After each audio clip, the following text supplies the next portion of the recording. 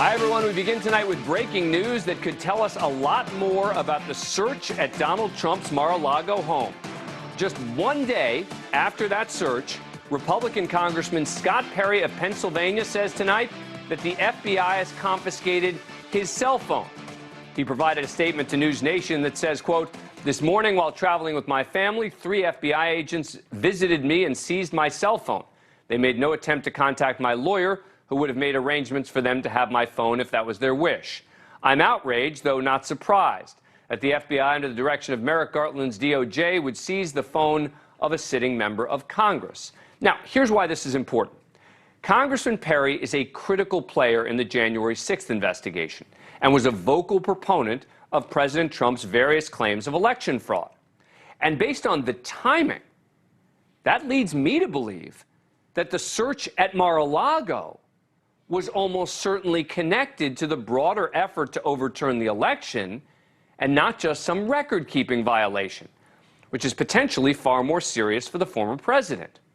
Now, Perry had defied the January 6th Commission and, maybe most importantly, back in late 2020, brought together Trump and DOJ official Jeffrey Clark. Remember, his home has been raided.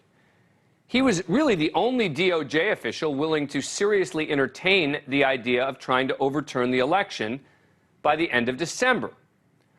On December the 26th, Perry texted then White House Chief of Staff Mark Meadows, encouraging him to call Jeffrey Clark to try to get him to pressure the Justice Department to act on Trump's claims of the election being stolen. Because at the time, there wasn't anyone in a top position at the DOJ who was willing to do Trump's bidding.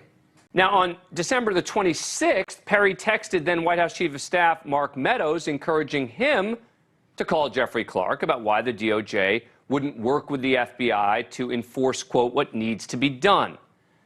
The Washington Post reported on a wild election fraud claim called Italygate, which Perry promoted. The premise was that an Italian defense contractor had coordinated with top CIA officials to flip votes from Trump to Biden by using military satellites. And on December 31st, Perry texted Mark Meadows, "Why can't we just work with the Italian government?" So this is a major escalation, but also provides a lot of context in my mind. Because up to this point, all of the reporting had been that the search at Mar-a-Lago was connected to a document. And the suggestion was that it was related to record keeping, that the president had a classified document that he hadn't turned over to the government. And I have been saying since yesterday, it is impossible to believe that that is really what the search was about. Today's development with the seizing of Representative Perry's phone sure seems to point towards there being a connection between Mar-a-Lago and the effort to overturn the election investigation.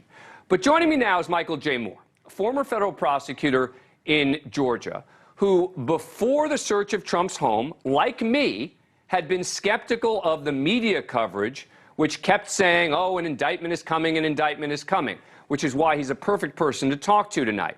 And Dennis Franks, a former FBI supervisory special agent who spent 22 years with the Bureau.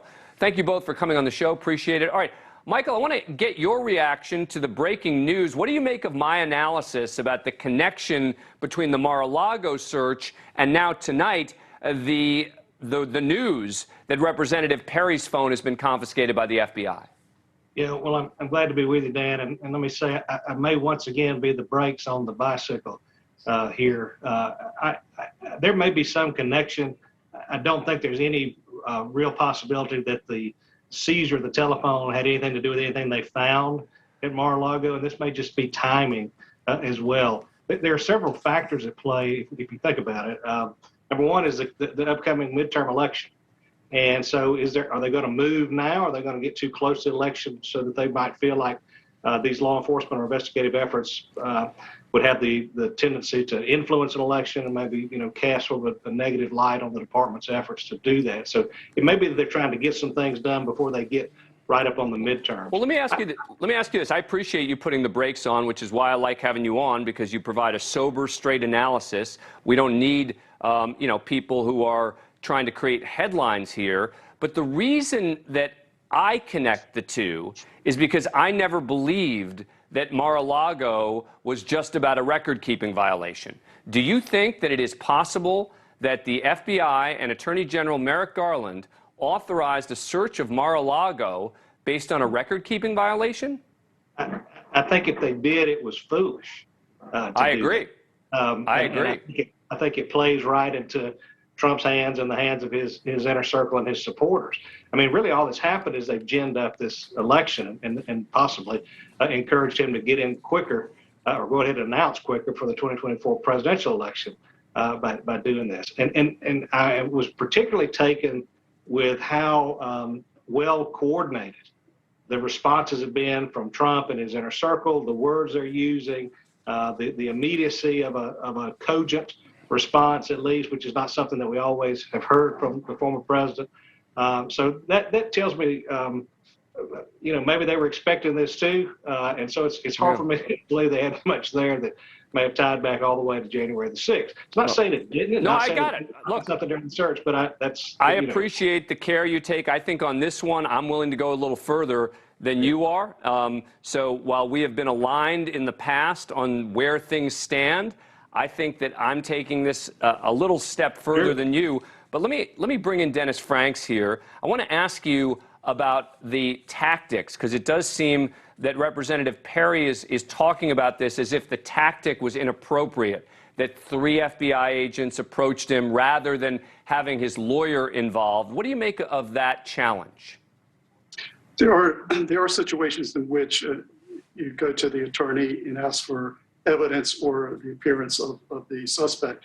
But here, I think there was probably a reason or an effort to get the phone before anything else could be done with it. There have been, recently, situations in which phone records have been missing. So maybe that was part of the strategy. And I would think that being an agent in the FBI, that you'd want to get ahead of that and not take any chances. But what do you think it was inappropriate, considering again, we don't know exactly what they're looking for, but what Representative Perry is suggesting is that it was inappropriate. He is a member of Congress. I would think that as a result of that, special care has to be taken. There should be maybe another level, right, of care taken when it comes to a member of Congress? Yes. So this also ties into the search at Mar-a-Lago. The enormity of the requirements, the enormity of the loophole of the hoops that have to be jumped through to get authorization to even do anything like this is enormous. So I think this is well thought out. I think there was good reason for it to be done the way it was, and that it was authorized from top levels. And what do you make of my theory that the two are connected, Mar-a-Lago and this confiscation of the phone? I think there could be something there. Again, the enormity of what was required to get authorization, the levels that have to be approved through FBI headquarters, through DOJ, and including the director and the attorney general himself, I'm sure. And then approval from a judge. I don't know if that would be just for records. It might be. Time will tell. Yeah. But I think that the timing could be important. Thank you for watching. Go to newsnationnow.com to find NewsNation on your cable provider. And don't forget to click the red subscribe button below to get more of NewsNation's fact-driven, unbiased coverage.